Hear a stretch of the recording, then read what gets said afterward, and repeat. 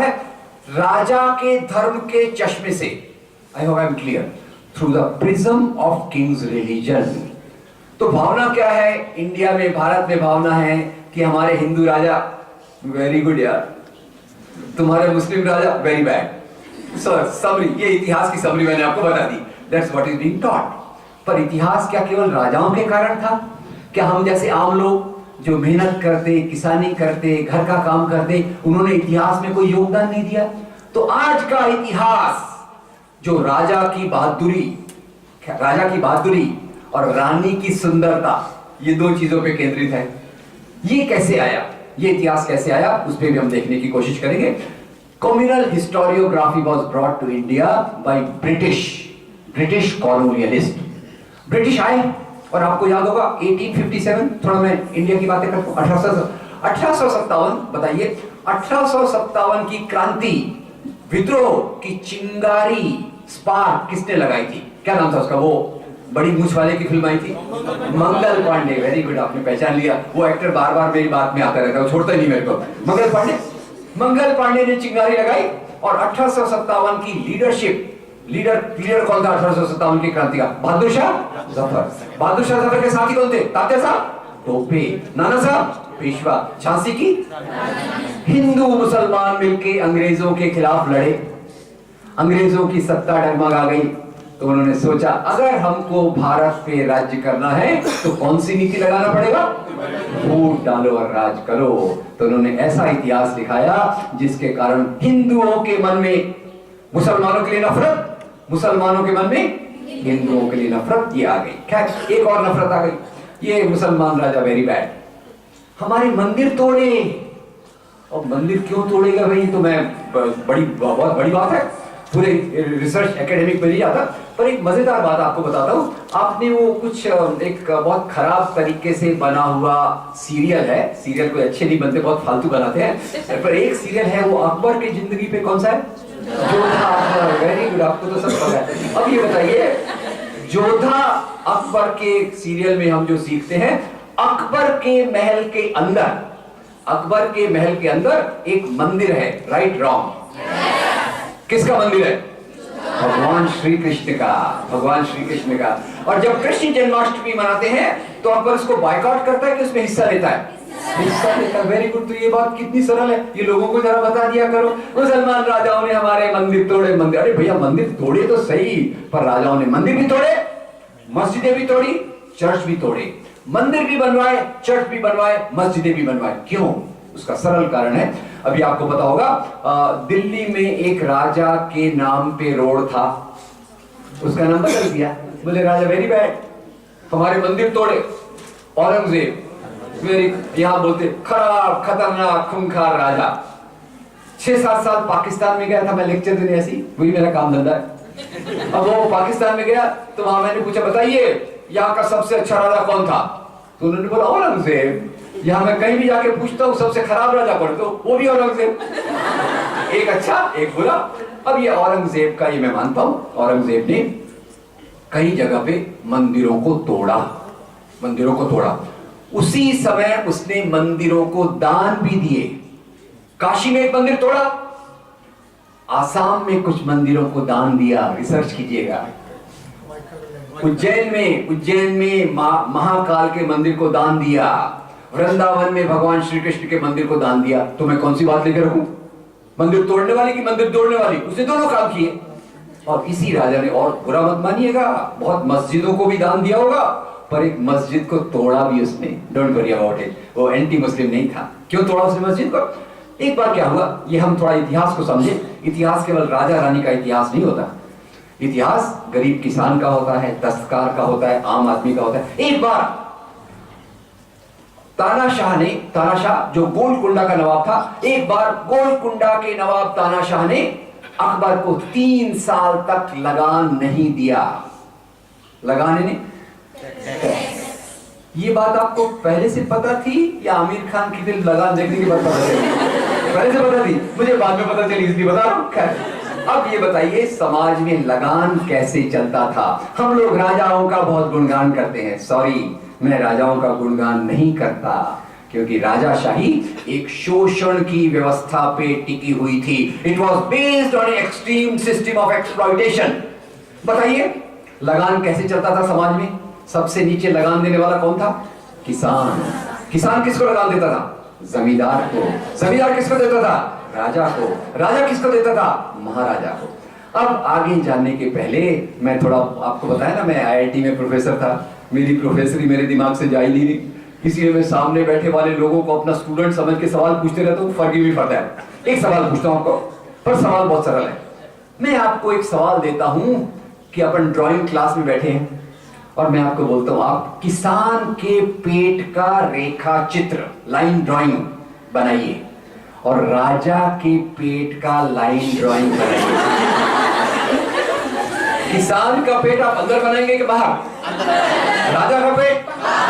अन्न का उत्पादन कौन करता है? किसान। अन्न का उत्पादन कौन नहीं करता? जो अन्न का उत्पादन नहीं करता उसका पेट भरा है, और जो अन्न का उत्पादन करता उसका पेट खाली है। इसीलिए महाराष्ट्र के एक संत ने लिखा, ईश्वर को उसने कंप्लेन किया, अपनी हिम्मत दी होती ना गॉड से कंप्लेन करने की। संत इतना बहादुर था, दुनिया की गरीबी देखी, बेहाली देखी, उसने ईश्वर को ही कंप्लेन कर डाली। बोले हे प्रभु, हे प्रभु, लोग कहते हैं तेरी दुनिया में न्याय है, people say there is justice in your world, पर मुझे तेरी दुनिया में न्याय कहीं नहीं दिखता। मैं देखता हूं जो व्यक्ति अन्न का उत्पादन करता है उसका पेट खाली है, जो व्यक्ति कपड़े बुनता है उसका शरीर नंगा है, और जो व्यक्ति घर बनाता है वो सड़क पे सोता है। इतिहास की बात कितनी खतरनाक बात है, और हम राजा राजा राजा करते रहते। तानाशाह ने 3 साल तक औरंगजेब को लगान नहीं दिया। औरंगजेब ने पूछा, हुजूर मुझे लगान नहीं दिया, क्या प्रॉब्लम है? तानाशाह ने बोला, सर मेरे राज्य में अकाल, अकाल को क्या बोलते हो? दुष्काल, ड्राउट, ड्राउट, मेरे राज्य में ड्राउट है, लोग मुझे लगान नहीं दे रहे तो मैं आपको कहां से दूंगा?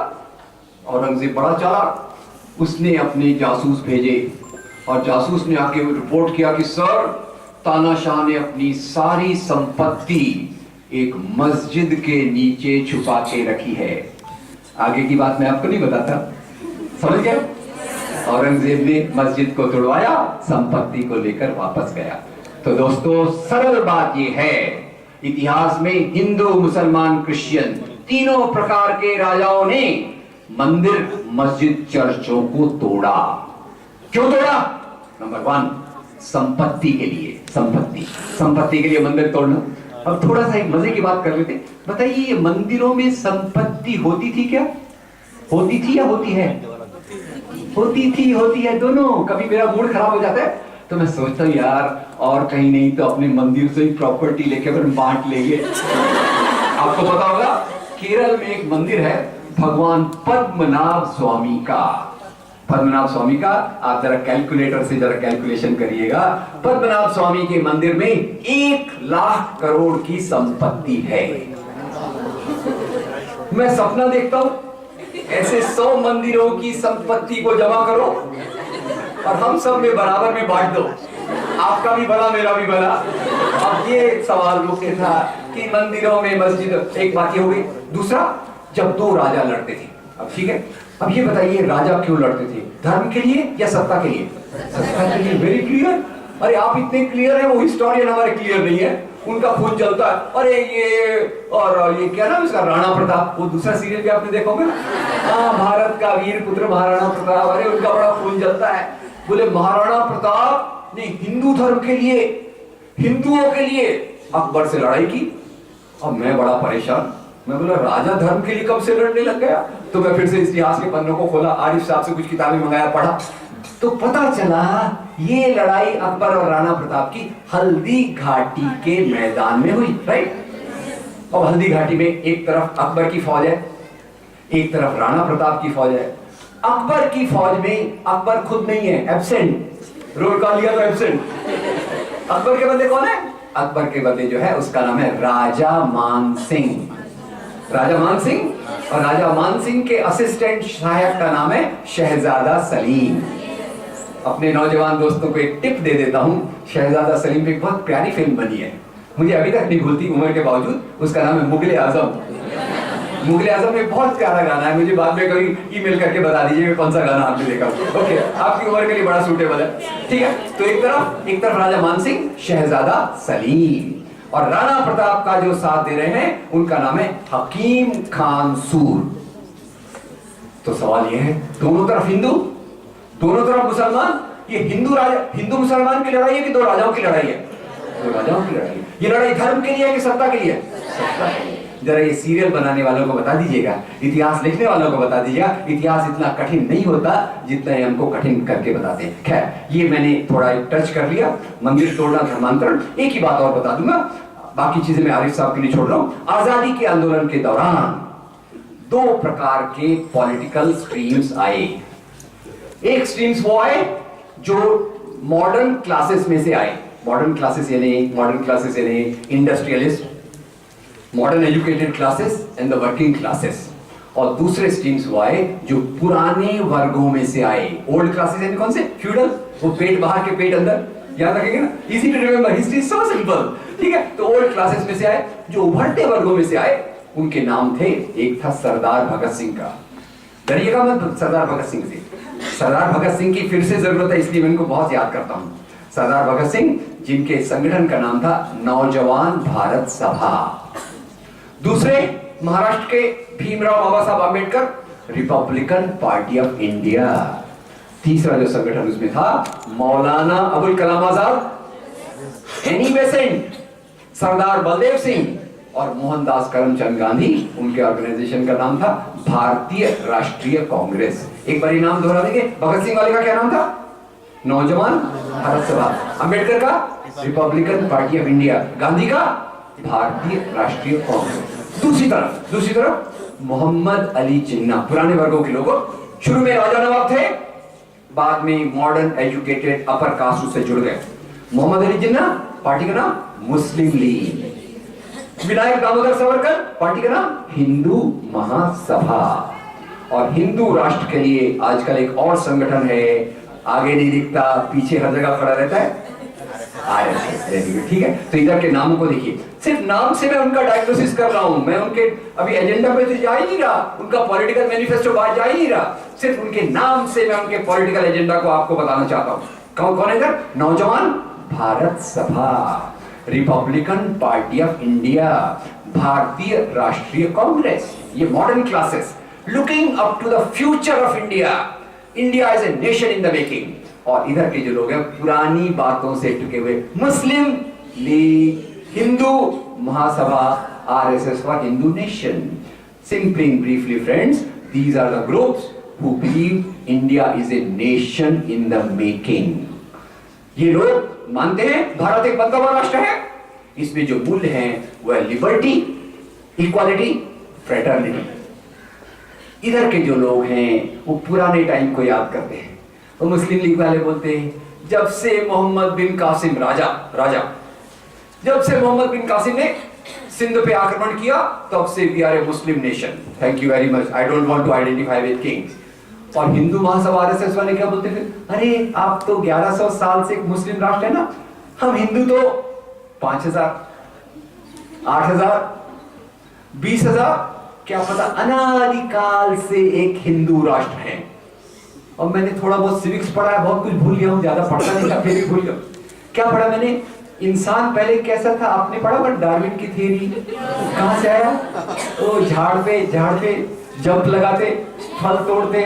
कई बार मुझे बड़ा अच्छा लगता है वो टाइम, झाड़ पे रहने का, इधर से उधर जंप लगाने का, कपड़े पहनने का टेंशन नहीं, कॉलेज में आने का टेंशन नहीं, बोरिंग लेक्चर सुनने का टेंशन नहीं। वो भी अनादिकाल था। वो अनादिकाल आपको चाहिए? मुझे नहीं चाहिए। मुझे मेरी जेब में मोबाइल चाहिए, मेरे हाथ में लैपटॉप चाहिए, मुझे एक मॉडर्न सिस्टम चाहिए जहां मैं सभी लोगों को बराबर मानूं। तो एक तरफ मूल्य वो हैं जो आगे की बात करते हैं, दूसरी तरफ वो हैं जो पीछे की बात को आधुनिक भाषा में रखते हैं। अब ये बाकी चीजें मैं छोड़ दिया, मुख्य बात यह है कि I believe in the politics of democracy, politics of Indian constitution, and politics which regards that India is made of people of all regions, all religions, men and women both, स्त्री पुरुष सभी जाति के लोग, सभी धर्म के लोग, ये हमारा इंडिया है। जो कहेगा मुझे यहां मुस्लिम राष्ट्र बनाना है, आई अपोज दैट। जो कहेगा हमको हिंदू राष्ट्र बनाना है, आई अपोज दैट, क्योंकि उनके मूल्य पुराने समय से आते हैं। अब यहां तो एक मुसीबत चली रही थी, हिंदू राष्ट्र का प्रॉब्लम, मुस्लिम कम्युनलिज्म का प्रॉब्लम, ऊपर ये करेला था, ऊपर से नीम डाल दिया अमेरिका ने। अमेरिका ने नीम कैसे डाला? अरे उधर वो चालू हो गया अलकायदा, आईसिस, बोले मुसलमान वेरी बैड, टेररिज्म, बॉम्ब बनाते। एक वर्ड पॉपुलर किया कि सभी मुसलमान आतंकवादी नहीं होते। डोंट वरी, सभी मुसलमान आतंकवादी नहीं होते, पर सभी आतंकवादी, ऐसा सबको पॉपुलर हो गया। मेरे एसएमएस में भी आ गया, मैं पढ़ के उसका डिलीट कर दिया। पर मैं आपसे सवाल पूछता, बताइए कुछ आतंकवादियों के नाम मैं आपसे पूछा हूं, बताइए भारत के राष्ट्रपिता, the father of the nation, Mahatma Gandhi की हत्या किसने की थी? कौन से धर्म का था? हिंदू धर्म का था, नंबर एक। नंबर दो, 1984 में इंदिरा गांधी की हत्या किसने की थी? सिख बॉडीगार्ड बेअंत सिंह, सतवंत सिंह, गैर सिंह में से कोई थे। 1991 में राजीव गांधी की हत्या किसने की थी? धानु नाम की एक लड़की जो हिंदू तमिल थी। नंबर चार, 1958 में श्रीलंका में एक बुद्ध भिक्खु ने श्रीलंका के प्राइम मिनिस्टर को मार डाला। नंबर पांच, 2006 में नॉर्वे में एंडर्स बर्लिंग ब्रेविक कौन से धर्म का है? क्रिश्चियन। एंडर्स बर्लिंग ब्रेविक ने अपनी मशीन गन से 86 लोगों को मौत के घाट उतार दिया। सुनिए आपने, पांच मैंने आतंकवाद के बताइए आतंकवादी केवल मुसलमानों में से आए हैं या सभी धर्मों से आए हैं? नंबर दो, ये आतंकवादी धर्म के कारण आए हैं या राजनीति के कारण आए हैं? अब ये तो आपको तो समझ गया, पर उन लोगों को नहीं समझ रहा जो इसके पीछे पॉलिटिक्स खेल रहे हैं। अब मैं सीधा आता हूं 9/11 2001, याद है आपको? क्या हुआ? 2 एरोप्लेन आए, वर्ल्ड ट्रेड सेंटर की बिल्डिंग से टकराए, बिल्डिंग नीचे बैठ गई, उसी के साथ करीब 3000 लोग मारे गए। कितने? ये 3000 लोग जो मारे गए, ये गुनाहगार थे कि बेगुनाह? ये 3000 लोग जो मारे गए, ये कौन से देश के थे? बिल्डिंग का नाम क्या है? World trade centre. तो लोग कौन से देश के हैं? सभी देशों के। कौन से धर्म के? सभी धर्मों के। सवाल है, जब प्राय सभी देशों के, सभी धर्मों के 3000 बेगुनाह लोग मारे गए, उसके बाद ओसामा बिन लादेन, डरिए मत, मर गया वो। ओसामा बिन लादेन टीवी पे दिखता है, बोलता है बहुत अच्छा हुआ, ऐसा और होना चाहिए, अल्लाह का लाख लाख शुक्र है ये बात हुई, ये जिहाद है। मुझे शर्म आ गई। मैं इंसानियत को जानता हूं, मजहब को थोड़ा जानता हूं। मैंने सवाल पूछा कि ये 3000 लोग जो मारे गए बेगुनाह थे। मैंने खुद को सवाल पूछा, दुनिया का कोई मजहब बेगुनाह लोगों को मारने की इजाजत देता है? नहीं देता। इस्लाम बेगुनाह लोगों को मारने की इजाजत देता है? नहीं देता। इस्लाम का मैं अलग से क्यों पूछ रहा हूं? क्योंकि लोगों को लगता है इस्लाम में है वो बॉम्ब बनाने का फार्मूला, वो भी गलत है। अब ये बात को मैं थोड़ा आपको रेफरेंस से प्रूव कर दूं, ये बात कहना गलत है कि इस्लाम के कारण आतंकवाद है। और यहां मैं आपको एक दो सरल रेफरेंसेस दूंगा। You are young students, you must be doing Google search, you must be sending good lovely SMS also, ये भी जरूर याद रखिए। और ये यूट्यूब की 2 फिल्में हैं। पहली फिल्म जो है वो है अलकायदा के ऊपर, और वो फिल्म है Hillary Clinton, keyword Hillary Clinton al Qaeda Afghanistan. Hillary Clinton al Qaeda Afghanistan में हिलरी क्लिंटन जी बोलती हैं, अफगानिस्तान में रशिया की फौजों को हराना था, रशिया की फौजों को हराना हमारे लिए मुश्किल था, इसलिए हमने अलकायदा को खड़ा किया। 4 साल पहले तक मैं अपनी रिस्क पे ये बात बोलता था, थोड़ा बहुत पढ़ के, वो मैंने किताब लिखी उस पे बोलता था। अब हिलरी क्लिंटन जी ने बोल दिया, मैंने हिलरी क्लिंटन जी को बोला थैंक यू वेरी मच, आपने मेरा काम आसान कर दिया। तो क्या बोलते हैं, अमेरिका ने $8000 बिलियन 7000 टन हथियार दिए, उससे अलकायदा बना। लोगों का ब्रेन वॉश किया गया, मुसलमान नौजवानों का ब्रेन वॉश किया गया 2 शब्दों को बदल के। एक शब्द था काफिर और एक शब्द था जिहाद। अब खैर उसमें से जब ब्रेन वॉश होता है तो कोई आदमी अपना रास्ता नहीं देखता। ये एक रेफरेंस नंबर 2, अपने वो शाहरुख खान अब शाहरुख खान और आमिर खान के लिए मुझे बड़ी चिंता है। क्यों भाई? क्योंकि आजकल लोग उनको पाकिस्तान भेजने पे तुले हैं। पाकिस्तान वाले लोग तो खुश रहे, पर मैं दुखी हो रहा हूँ क्योंकि इतने अच्छे हमारे प्यारे प्यारे एक्टर उनको वहां भेज दिया जाएगा तो हमारे पास क्या बचेगा। एनीवे, शाहरुख खान की एक फिल्म है ना, माय नेम इज खान, और उसमें वो कहते हैं my name is Khan and I am not a terrorist. ये डायलॉग सबको याद है। उसी फिल्म का एक और डायलॉग मैं आपको बताना चाहता हूं, यहां लिख लीजिए। शाहरुख खान कहते हैं, कुरान की सूरा 5 आयत 32 हमको ये सिखाती है कि अगर आप एक भी बेगुनाह व्यक्ति को मारते हो, कितने? अगर आप एक भी बेगुनाह व्यक्ति को मारते हो तो वो पूरी इंसानियत को मारने के समान है। It is like killing the whole humanity.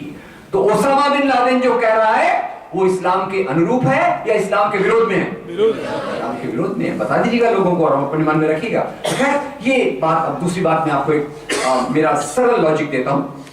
बताइए, दुनिया में आज सबसे बड़ा मुस्लिम देश कौन सा है? इंडोनेशिया। अगर आतंकवाद इस्लाम के कारण है, मुसलमानों के कारण है, तो कौन से देश में सबसे ज्यादा होना चाहिए? इंडोनेशिया। तो मैं इंडोनेशिया का कल्पना करता हूं, इस्लाम, आतंकवाद, इंडोनेशिया की सड़कों पे 2 मुसलमान नौजवान चल रहे। उनका डायलॉग जरा सुनिए, इमेजिनरी कल्पना करता रहता हूं। पहला नौजवान दूसरे को बोलता है, हेलो, तूने कितनों को मारा? तो दूसरा पहले को बोलता है, तेरे पास लेटेस्ट बॉम्ब कौन सा है? पर ऐसा इंडोनेशिया में नहीं होता। ऐसा कहां होता है? ऐसा होता है उस एरिया में जहां तेल के ज्यादा कुएं हैं। Am I right? West Asia, Iran, Afghanistan, वो जो पूरा एरिया है उसमें तेल बहुत है। अब 3 चीजों का मैं आपको सवाल देता हूं, आप मुझे जवाब दीजिएगा। वेस्ट एशिया में तेल बहुत है, इस्लाम के मानने वाले बहुत हैं, और टेररिज्म बहुत है। 3 चीजें, टेररिज्म, मुस्लिम्स, ऑयल। तो आतंकवाद को मुसलमानों से जोड़ना चाहिए या तेल से जोड़ना चाहिए? तेल से जोड़ना। So simple, logical. जरा वो हिलरी क्लिंटन और अमेरिका के प्रेसिडेंट को बता दीजिए, आप कितना भी बेवकूफ बनाना चाहें, एक लिमिट के बाद आप लोगों को बेवकूफ नहीं बना सकते। और ऐसे एक और वीडियो है, अमेरिका सपोर्टिंग आइसिस नाम का जो खतरनाक कैंसर वेस्ट एशिया में डेवलप हो रहा है, उसके पीछे भी अमेरिका है। अमेरिका के एक प्रेसिडेंट ने एक वाक्य कहा था, oil is too precious a commodity. Oil is too precious a commodity to be left to Arabs. Oil is too precious a commodity to be left to Arabs. इसलिए उन्होंने अरब देशों में, वेस्ट एशिया में अपनी दखलंदाजी को बनाए रखने के लिए सऊदी अरब के बादशाह को सपोर्ट किया, which is the most tyrannical rule. उसी के साथ अल-कायदा बनाया, आज वो आईएसआईएस बना रहे हैं। तो see friends, what is obvious may not be real, and what may be real may not be visible. That is the basic point. इसीलिए आज दुनिया में एक कैरेक्टराइजेशन हो गया है, और मैं बड़े दुख के साथ कहता हूं, मैं भी कई ट्राइब्यूनल्स में बैठा। भारत में 4 बड़े बॉम्ब ब्लास्ट हुए, मालेगांव, मक्का मस्जिद, समझौता एक्सप्रेस और अजमेर। चारों ब्लास्ट के बाद कई मुसलमान नौजवानों को पकड़ा गया ऑन द सस्पिशन कि ऑल टेररिस्ट आर मुस्लिम्स, ऐसा करके पकड़ा गया। बाद में प्रायः सभी को छोड़ दिया गया क्योंकि कोई सबूत नहीं था। जब पकड़े गए तो front page banner headline, so many Muslim youth arrested, और जब छोड़े गए तो पीछे के पेज पे एक छोटी सी न्यूज कि इनके खिलाफ कोई सबूत नहीं बना, इसलिए उनको छोड़ दिया गया। खैर, मैं मानता हूं आज दुनिया में और इंडिया में इस्लाम के ऊपर बहुत उंगली उठाई जा रही है। इसका जवाब क्या है? इसका जवाब है, secular people, Muslims, they have to come up to a standard where nobody dares raise a finger against them. And this is possible only by excellence in all the creative fields of life. It may be education, it may be science, it may be technology, it may be IT. That's where we have to excel as a new generation. और आगे सवाल केवल मुसलमानों का नहीं है। आपको मैं बताऊं कि यहां जो धर्म के नाम की राजनीति बढ़ रही है, अभी वो इंटॉलरेंस का डिबेट हुआ और 3 चीजें सामने आई। एक वो था क्या, लव जिहाद। अब मैं ऑनेस्टली बताऊं, मेरी जो भी उम्र हो, I think love is the most beautiful human sentiment. I don't know whether you agree or not. And jihad is a very sweet word. Jihad basically means striving for your best. Jihad के 2 वाक्य बना दूं क्या? जिहाद के जो मेरे को जो भी इस्लाम की समझ आपको पता चल जाएगी, बुरा मत मानिएगा। जिहाद मतलब अपने आप किसी काम की कोशिश के लिए, किसी अच्छे काम के लिए पूरी कोशिश करना। अब अपन ग्रामर स्कूल में चला गया मैं, और ग्रामर स्कूल में जिहाद के 2 वाक्य बना रहा हूं। मैं अभी जिहाद कर रहा हूं कि अपनी बात को आप तक पहुंचाऊं। Right wrong? आप लोग अभी जिहाद कर रहे हो कि नींद को भगाकर मेरी बात सुने। दोनों चीजें right. Thank you very much. ये जिहाद का असली मतलब है, और उसमें जो काफिर का शुरू मतलब था सच्चाई को छुपाने वाला, उसके बदले लोगों ने बोल दिया कि जो इस्लाम को न माने वो काफिर। उसके बाद बोला जो मेरी बात को न माने वो काफिर। और ये जो ब्रेन वॉश किया गया अल-कायदा का, कैसे किया गया, बड़ा मजेदार था। मुसलमान नौजवानों का ब्रेन वॉश किया गया कि देखो भाई हमारे मुस्लिम अफगानिस्तान पे रशिया ने आक्रमण किया है, उसका मुकाबला करना चाहिए, और हमको ये जो लोग भी अल्लाह को नहीं मानते, ये कम्युनिस्ट, रशिया वाले कम्युनिस्ट लोग तुम्हारे अल्लाह को नहीं मानते, इसलिए ये काफिर हैं। याद रखिए, काफिर का मतलब है सच्चाई को छुपाने वाला। उसका मतलब ये नहीं है कि जो आपकी बात माने ना माने। फिर उन्होंने कहा काफिरों को मारना जिहाद है। मैं बहुत डर गया। और आगे क्या बोले कि भाई काफिर किसको बोलते, वो खुद डिसाइड करते। आज सुन्नी लोग शिया को काफिर बोल रहे, सुन्नी लोग फिर अहमदिया को काफिर बोल रहे, वो अपनी अपनी परिभाषा चलती जाती है। आगे का किस्सा बड़ा मजेदार है। वो जो मेल डोमिनेटेड पैट्रियार्कल सोसाइटी वाला आगे का मामला आता है, और वो आता है कहा गया कि अगर आप काफिरों को मारते हुए मारे भी गए तो नो प्रॉब्लम, मरने के बाद आप कहाँ जाओगे? जन्नत में। अगर आप धर्म युद्ध के बाद धर्म युद्ध में मारे गए तो कहाँ जाओगे? स्वर्ग में। और क्रूसेड में मारे गए तो हेवन में। अरे ये मरने के बाद वाला वीसा पासपोर्ट आपका क्लियर होना चाहिए, नहीं तो बाद में कंफ्यूजन हो जाएगा। एनीवे, जहाँ ज्यादा लड़कियां, फिर भी ये बात आपको बता दो, तो मुसलमान नौजवानों का ब्रेन वॉश किया गया कि अगर आप जिहाद करते हुए मारे भी गए तो डोंट वरी, आप सीधा अल्लाह के पास जन्नत में जाओगे, जहां 72 कुंवारी लड़कियां आपका इंतजार कर रही हैं। Very good. खैर मैं भी उसमें आ गया। मैंने कहा काश ये बात सच होती तो मैं भी जिहाद में शामिल हो जाता। तो दोस्तों, बाकी बातें मैं अपने दोस्तों के लिए छोड़कर इस बात पर आता हूं कि आज एक नई जनरेशन के रूप में लड़कों ने क्या करना चाहिए। नंबर 1, ये जो सांप्रदायिक हिंसा, सांप्रदायिक राजनीति, सांप्रदायिक पॉलिटिक्स चलता है, इसकी बुनियाद होती है दूसरे धर्म के मानने वाले के लिए नफरत। To spread hatred against people of other religions, that's the foundation of communal violence. तो अगर हमको communal violence, communal politics से दूर करना है, तो समाज में we all have to first understand कि human life क्या है, राजाशाही क्या है, अच्छाई क्या है, बुराई क्या है। सभी धर्मों के लोग अच्छे होते हैं, सभी धर्मों की मॉरल वैल्यूज को रिस्पेक्ट करना नंबर 1। इसके लिए ये जो गलत बातों का प्रचार है, मुसलमान राजाओं ने मंदिर तोड़े, जबरदस्ती से धर्मांतरण किया, 4 बीवियां 20 बच्चे, यूनिफॉर्म सिविल कोड, टेररिज्म, ये सब चीजों की सच्चाई को समझना और इसको समाज तक ले जाना, दैट इज वेरी इंपॉर्टेंट। क्योंकि unless there is a hatred in the society, violence will not take place. If there is a hatred, violence will take place. Why is there hatred? Because of the misconceptions. So to remove the misconceptions is our duty as a young generation, as a Indians, as a man or women, whatever that be. Number 1. Number 2, along with our careers, we have also to think of society. Society के बारे में सोचना जरूरी है। तो अपने जीवन का कुछ वक्त लेकर सोशल मीडिया से, बाकी माध्यम से जो अच्छी चीजें आती हैं उनसे जुड़िए, इन चीजों को दूर तक फैलाइए। मेरे दोस्त शाहिद-उज़्ज़मान यहाँ हैं, कल बात कर रहे थे कि हम आसाम में सोशल मीडिया को पावरफुल करेंगे। तो ये सोशल मीडिया में अच्छी बातें पहुंचाना तभी संभव है जब आप जैसे लोग शाहिद-उज़्ज़मान और इन लोगों के कांटेक्ट में रहेंगे, और जो अच्छी चीजें, अच्छी पोस्टिंग्स आएंगी उनको दूर दूर तक फैलाने की कोशिश करेंगे। और वास्तव में ये चीज हमारे लिए बहुत जरूरी है, क्योंकि मुस्लिम कम्युनिटी, हिंदू कम्युनिटी, ये प्रॉब्लम केवल मुस्लिम कम्युनिटी का नहीं है।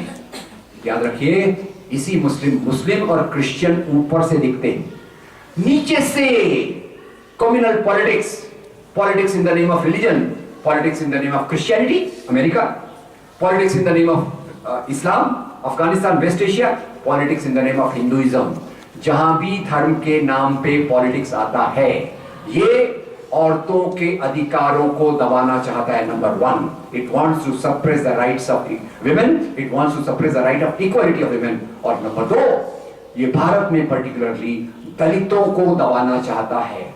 इसलिए याद रखिए, रोहित वेमुला की जो हत्या की गई, that is under the same